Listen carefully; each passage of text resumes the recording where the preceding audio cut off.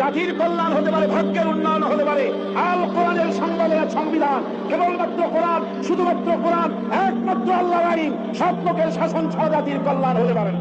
আমিন তার কোরআনে কারীমের মধ্যে ইরশাদ করেছেন, ইন্নাল্লাহা লা ইউগাইয়িরু মা বিকওমিন হাত্তা ইউগাইয়িরু মা বিআনফুসিহিম।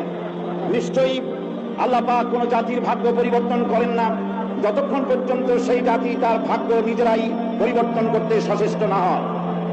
ভাগ্য পরিবর্তনের জন্য প্রয়োজন দেশের প্রচলিত আইনের পরিবর্তন, আর সে আইন হতে হবে আল্লাহ রাব্বুল আলামিনের আইন।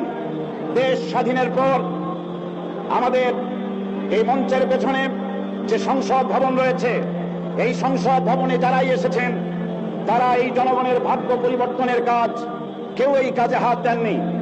অবশ্য আমাদের দেশে আর কোন জিনিসের উৎপাদন কম আর বেশি হোক না হোক, রাজনৈতিক দলের উৎপাদন খুবই বেশি। আমাদের দেশে বর্তমানে 250 রাজনৈতিক দল মাত্র কাজ করছে। এদের ভিতরে এমন দলও আছে যাদের নেতা এবং তাদের সেক্রেটারি সভাপতি কোথায় থাকেন তা খোঁজ করার জন্য তুলারাশির লোক দিয়া বাটি চালান দিয়েও খোঁজ করে পাওয়া যায় না। বর্তমান এই অবস্থায় দেশে বিদেশে সকলেরই জানা এতগুলি দলের মধ্যে 4টি দল হলো প্রধান। এই 4টি দল বিগত 26 বছরের ভেতরে 3টি দল ক্ষমতায় এসেছেন। এই 3টি দল তারা ক্ষমতায় এসে জনগণের ভাগ্য পরিবর্তন করুক আর নাই করতে পারুক, নিজেদের ভাগ্য দক্ষ এবং সুনিপুণতার সাথে নিজেদের ভাগ্যের পরিবর্তন করেছেন। দুর্নীতিকে জাতীয়করণ করে বিদায় নিয়েছেন। আরেকটি দল টানা 5 বছর ক্ষমতায় থেকে নাস্তিকবাদ, কাদিয়ানীদের দৌরত্ব, মুরতাদ, আদানি, ইসলাম বিরোধী এনজিও এবং বিপুল সংখ্যক খুনি, চাঁদাবাজ, মাস্তান, হাইজাকার, সন্ত্রাসী উপহার দিয়ে চরম চিল্লাতির সাথে মাত্র কদিন আগে বিদায় হয়েছে।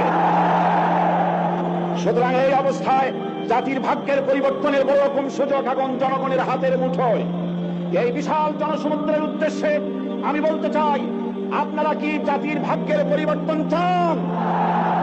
যদি তাই হয়, 4টি দলের 3টি দল দেখা হয়েছে, একটি দল দেখা হয় নাই। সেই দলটির নাম কি? এবারের এই মহা সুযোগে সেই জামাত ইসলামীকে এই সংসদের ভেতরে কথা বলার সুযোগ করে দিতে হবে। 72-এর শাসনতন্ত্র পুনরুদ্ধারের মাধ্যমে জাতির কল্যাণ হবে না। 76-এর শাসনতন্ত্র দিয়ে জাতির কল্যাণ হবে না। জাতির কল্যাণ হতে পারে, ভাগ্যের উন্নয়ন হতে পারে আল কোরআনের সংবিধান। কেবলমাত্র কোরআন, শুধুমাত্র কোরআন, একমাত্র আল্লাহর আইন, সব লোকের শাসন ছাড়া জাতির কল্যাণ হতে পারে না।